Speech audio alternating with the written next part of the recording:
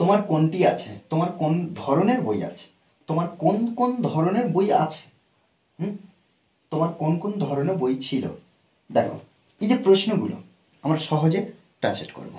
এই ধরনের যতগুলো বিষয় আসবে, দেখো আমরা কিন্তু যদি অনবরত প্র্যাকটিস করি তবে কিন্তু এই ধরনের বাংলা বাক্য থেকে ইংলিশে তৈরি করতে পারবো বা ইংলিশে প্রশ্ন করতে সক্ষম হব। দেখো এখানে সহজভাবে আমরা কয়েকটা বিষয় দেখব। যখন আমরা আছে দিয়ে প্রশ্ন হবে, দেখো তোমার কোন কোন ধরনের বই আছে বা তোমার কোন ধরনের বই আছে, যখন আছে আছে তখন আমরা কি করব, হ্যাভ নিয়ে আসবো। এটা কিন্তু আমাদের মাথায় রাখতে হবে, কি হ্যাভ। কি হবে না, হ্যাভ ওকে আনতে হবে আমাকে। তাহলে দেখো তোমার কোনটি আছে, অর্থাৎ গঠনটা কি হবে, যেহেতু কোনটি, দেখো প্রত্যেকটা কি আছে, কোন বা কোনটি, কোন বা কোনটি, অর্থাৎ হুইচ ব্যবহার করব, হুইচ, কোনটি বা কোন, ওকে। কোন ধরনের, তাহলে হুইচ প্লাসের পর লিখবো, না হলে জিজ্ঞাসা চিহ্ন। তাহলে তোমার কোনটি আছে, তাহলে এখানে হুইচ ডু ইউ, দেখো এখানে তোমার ইউ ব্যবহার করলাম, তাহলে হুইচ ডু ইউ, কি হুইচ ডু ইউ আছে ইংরেজি হ্যাভ, জিজ্ঞাসা চিহ্ন। তাহলে হুইচ ডু ইউ হ্যাভ, তোমার কোনটি আছে, ওকে। তোমার কোন ধরনের বই আছে, তাহলে এখানে আমরা লিখতে পারি যে হুইচ, এই যে ধরনের, ধরনের বই, র দিয়ে তারপরে বই আছে, তাহলে ধরনের টাইপ, তাহলে which type, which type of বুক,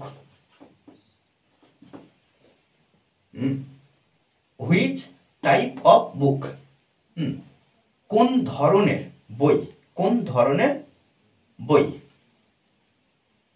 তোমার আছে, তাহলে এখানে ডু ইউ, ডু ইউ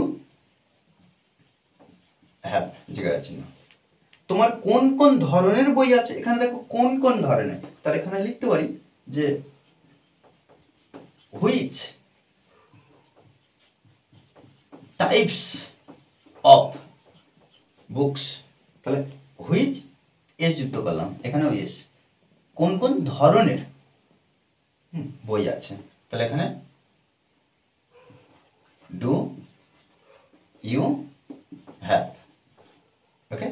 দেখো ঠিক আছে, তোমার কোন ধরনের বই ছিল, এখানে ছিল, এখানে কি করব না একইভাবে হুইচ, হুইচ কোন ধরনের, যেহেতু সিঙ্গুলার তাহলে এখানে আমরা কি করব, টাইপ ব্যবহার করব, type of book did you have, দেখো এখানে কেন ডিড ব্যবহার করলাম, কারণ এখানে দেখো ছিল আছে, ওকে।